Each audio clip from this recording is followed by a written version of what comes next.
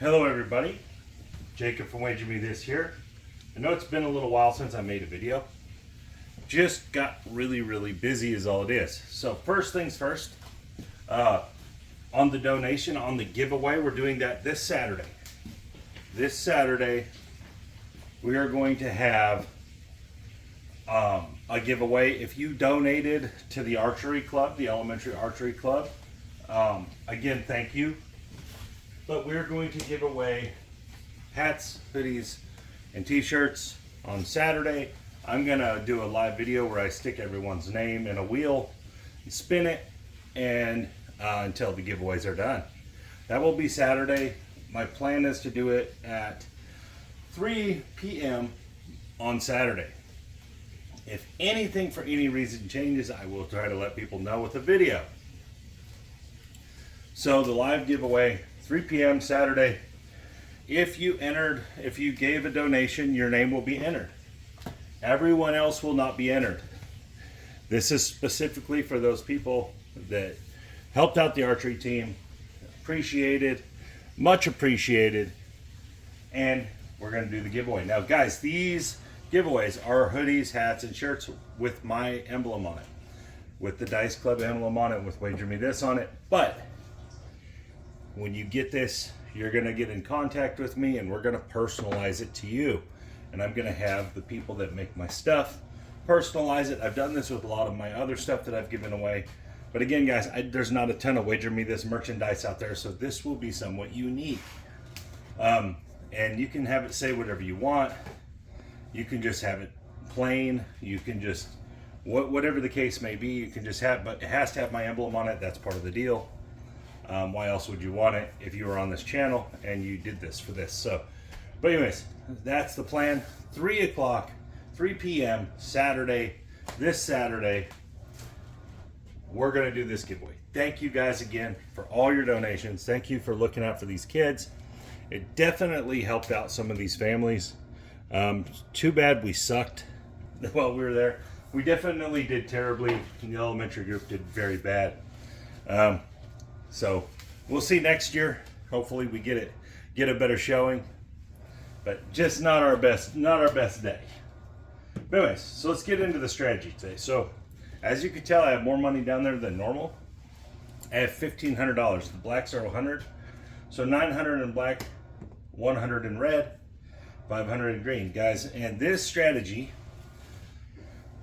I'm going to show. This is what I do when I'm at the table.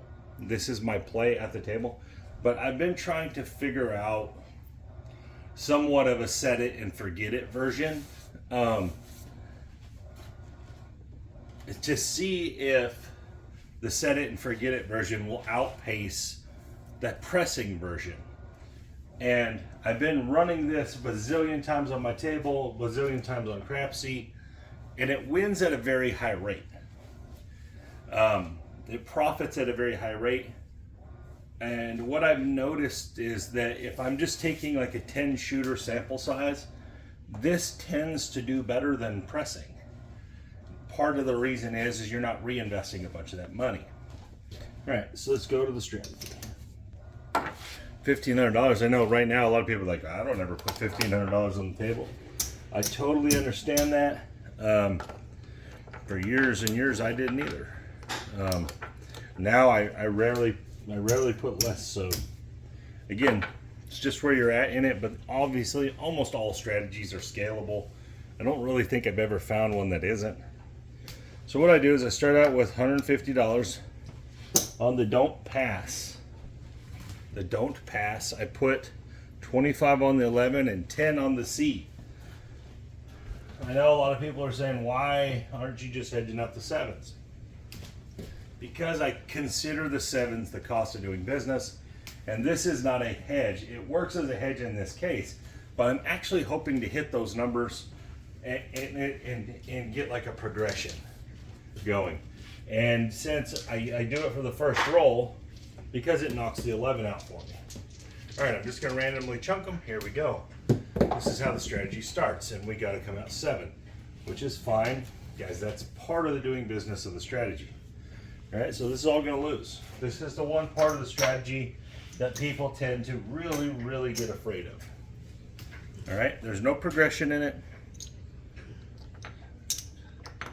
You just got to trust that you're just not going to lose every time to a come out 7. You just have to believe that. There's no point on, guys. All right, here we go. And there's a 3, so we just got our money back. We actually made more than we lost now. All right, so what's going to happen here is this is going to lose, but that's going to win 70. And then we're going to win 150 over here. Just like that. Rack that up. Now we're going to take this up here. And we're going to go 25 and 25 because the C won. And that's what I like to do. I like to progress the winner. So you can do it all if you'd like. But I do like to collect some of it. All right, here we go. And we got a 5. 4, 1, 5. All right, so here's the actual strategy. This is the set it and forget it part. The come out rolls are kind of their own part of this strategy. They're kind of their own thing. All right, so now we're going to go 135, not the point, obviously. No point. We're just going to go green chip level, 135, whatever you want to call it, across the board there. And now we're going to get our 7 valuable. We're going to go 75 in odds, right? That's essentially playing our 7 for $50. I know 150 is more than 135, but you got to remember we lost up here as well. All right, so now this is the set it and forget it part. We're just going to roll until we lose or until a 7 comes. And there's the 7 right away. Okay, so no matter what we would have done, that was the answer, and it would have, there was no box number hits, which is fine. We're just going to win over here. We're going to win 50 and 150. And voila, we're well on our way to being up pretty good. All right, quarter, $10. C and E, 10C, quarter E. Here we go. Coming out. And a 6, 4 deuce. So normally in this strategy, normally in the way I would play the iron crosshair. Normally I would. But this set it and forget it version, I just go across the numbers. So we're just going to see how many times we can hit again. Now, when you're thinking about this, you're going to have to win enough times to cover this. Not the box numbers, enough times to cover this. We're going to go 60 down here because we're trying to win 50 on the 7. There we go. Coming out, or not coming out. Shooting here. 415. That's a $35 winner. That's our first box win. Again, this is just set it and forget it. We're just going to collect it. And so, you know, every other roll, or every third roll, we should win $100. As long as we're hitting, right? And 7. So that's fine. That's another good thing about set and forget it. If we would have reinvested that money we just made, we wouldn't have got any of it. So we got to keep that whole 35.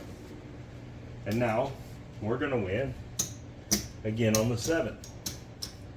And this version of this play, obviously barring getting smacked on the come out or running into a ridiculous amount of points, is going to just continually make money.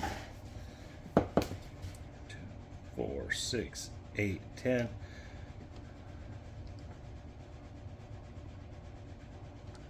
So we got 1,500-ish in the rack, so we're up about 150 bucks. I would say something close to that, 150 up. C&E bet, here we go. We got the 8. And guys, let me assure you that far more points get set on the come out than 7s are rolled. Far more points. I know people just get caught up in the come out 7 because it has the appearance that it's just so common, but it's not. It's not nearly as common as people want to think. It has that appearance because you'll have 1 or 2 runs that have 5 in them, right? But then you'll go 10 shooters around the table and never see one. So if you're actually paying attention to the whole outcome, it's actually not that many. And a hard 8, ouch.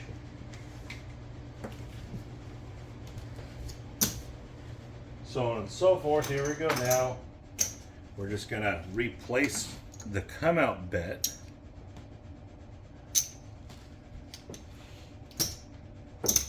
$150. Here we go.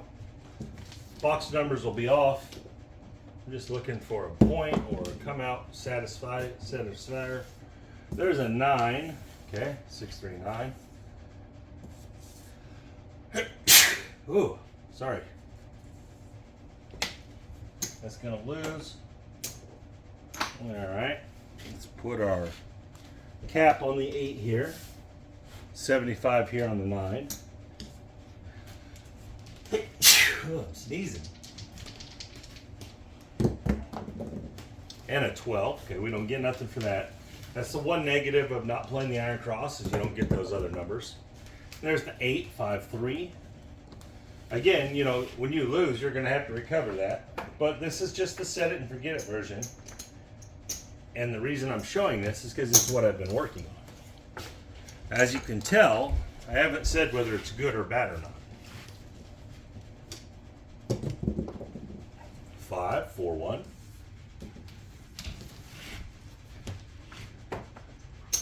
Another $35. And again, this is the problem with set it and forget it, is when you get a good roll, it wins essentially the minimum.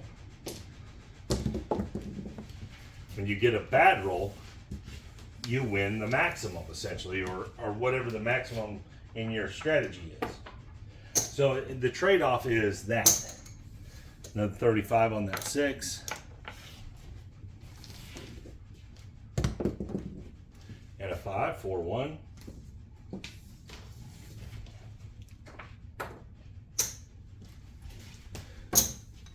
I don't know how many wins that is. I think it's 4 wins though. So pretty good little run here. 4, 3, 7. Okay. So we won on all of those. And then we'll win here on the end. So that is essentially how the set it and forget it works well. Obviously it works well on the short roll, the PSOs and such. But it also works well on rolls that are about 5 or 6 rolls long. And that's kind of the idea of what I'm showing here. Now, like I said, I've ran the simulation on CRAPS on my table. I've repeated this process over and over and over. And I have yet to decide whether I like this or not. I've generally been against any type of set it and forget it. There's a 3 that's really good for us. I've generally been against any type of set it and forget it because I feel like it subjects you to the house edge, exactly the house edge. If you're never changing anything, 70 there. If you're never changing anything, I always feel like you're at the mercy of the house edge because, well, if you're never changing, that's exactly how house edge works. Over a bazillion rolls, this works. So I've always kind of been a fan of pressing, regressing, this and that, but I'll tell you, I came across this thought process of the set and forget it is when I was playing CRAPS and I was in the top 3 of a CRAPS tournament, and the set it and forget it, I was just setting and forget it because I was just trying to wait the others out for them to lose, and it worked. So the set it and forget it was kind of the answer. So I was just seeing if it could work from the beginning, because obviously that's not how I got there. I was very aggressive to get there. Oh, it jumped off that 5 and landed on a 7. That, yeah, oh, I hate it. When the dice do that at the casino, when they look like they're going to land on one thing that's favorable, and then they somehow figure out how to land on the 7, that just, it just irks me. Just bothers me when that happens. I feel like I got robbed by the dice at that point. And a 9, okay, 5, 4. Oh, it was not a 7, guys. That popped over to a 3. That was a 9. All right, same situation. Get our odds down here, and I like making the odds to where I win $50 on the $50 extra on the 7. That way, this 135 is essentially fully covered by the 150, and this little bet over here is kind of covered by the other. You win a little money on the 7. Obviously, you're hoping to hit a few box numbers. The odds of you hitting the box numbers are really high. Oh, that was not a 2, guys. That was a 4. It rolled over on me. All right, we're going to win $50, guys. I'm not going to worry about this dollar big. You guys can calculate that all you want. I'm not going to mess with white chips, extra white chips here. You guys can count up all the dollar bigs at the end and see where I'm at. I'll be fine with it. 4-1, that's 35. So, you know, you get a couple hits in here, and this is where the advantage of this style of play. If we roll a 7 right here, we've won 50, 35, and then we'll win on the 7 too. So that's the advantage. Now, if this thing goes 13 rolls, we're at a disadvantage. We're going to not have made as much. 5-1-6, but the good news for this strategy is that most rolls end between roll 4 and roll 7. You know, that's most rolls end in that span. So this fits that very well. And there's a 7. I think that was roll 4 right there. Bam, 7. We won 3 times. I guess that would have been roll 5 because of the come out. But anyway, it's very, very consistent right there. Very normal. Nothing out of bounds. No crazy run of horn numbers or nothing. So we're going to win 150 and 50. Rack it all back up. Again, it may not look like we're doing great, but we are. So 1, 2, 3, 4, 5, 6, 7, 8, 9, 10, 11, 12, 13, 14, 15. So we're up about 100, 150 bucks. And we really haven't had any adversity. We had one come out winner, or 2 come out losers, I guess, the original roll. 2 come out losers and a point hit, and we're still up probably 150 bucks. Set it and forget it style. And guys, there's a 7. That's what I get for talking that up, don't I? That was not a 9, guys. That was a 7. Talk that right into existence. But this is what the set it and forget it style of play in any strategy, not just this strategy. Any strategy will tend to get you a lot of breaking even, a lot of lower risk but higher, lower risk but a lower ceiling, right? You don't really have that monster roll potential where you win a pile of money, but you also don't have the bottom end. There's a 3, so that's convenient. You don't have the bottom end where you're getting crushed on the short rolls. You're making money on the short rolls. So again, it's all in your thought process, in your preference. There's 70 on the seed. Let's put the quarter and the quarter down. Rack up some red chips here. Rack up our $150. Now that's just paying back what we just lost on the 7, plus a little bit. It does make a little bit of money.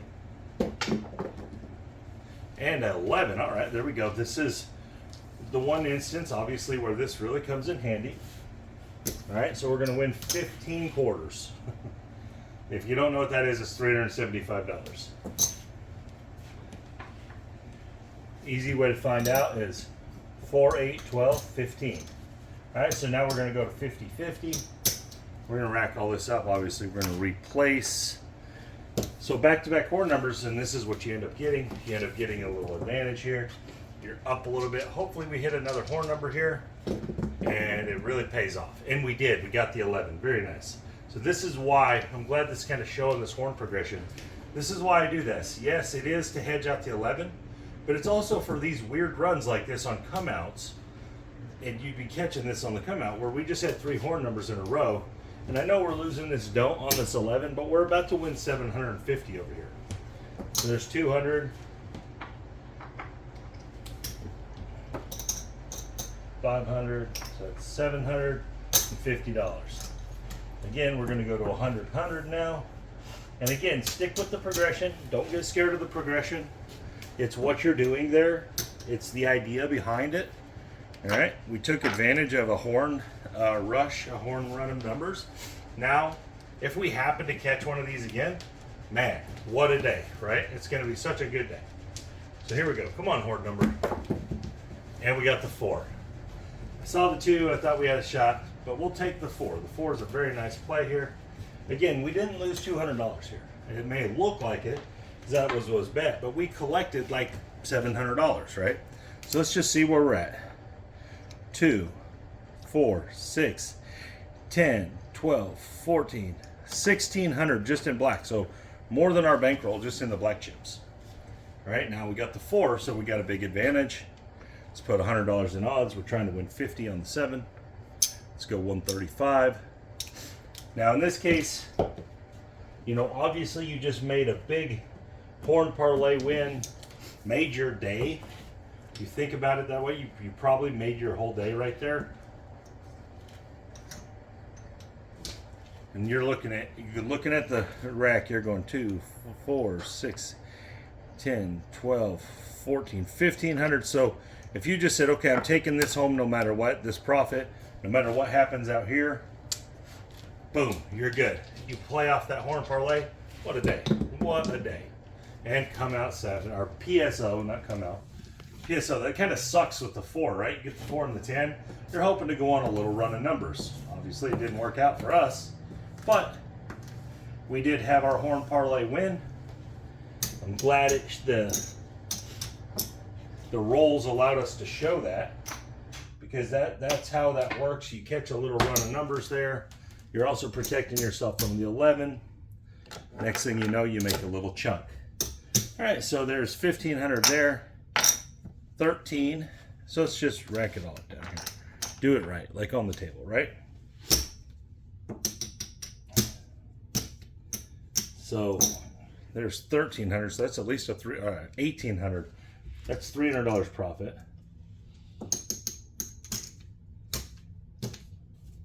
400.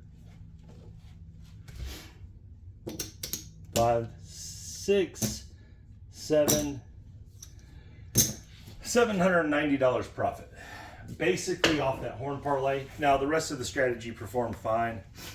Got some come out winners, some come out losers, but that extra little kick of the horn being in there, especially on them come outs, knocking the 11 out of messing with you, because if we wouldn't have had that, if we would have just been naked on the 11, we would have lost twice, because we had 2 come out 11s back to back. That would have been $300 right there. Instead, we ended up making like 700 from it, you know, by the time we were done. So far more effective doing that. Now you can hedge out the 7s if you want, but it's harder to make the value work when you're hedging out 3 numbers versus 1. Now, I'm saying hedging because I'm obviously hedging the 11 out on those come outs. But I'm also playing it as its own little side strategy. And you guys saw it work itself right there. 3 rolls, all horns in a row. We progress slightly. Next thing you know, you catch a big win. But anyways, so you guys kind of seen this set and forget it, this way I'm looking at this. Obviously I'm refining it some.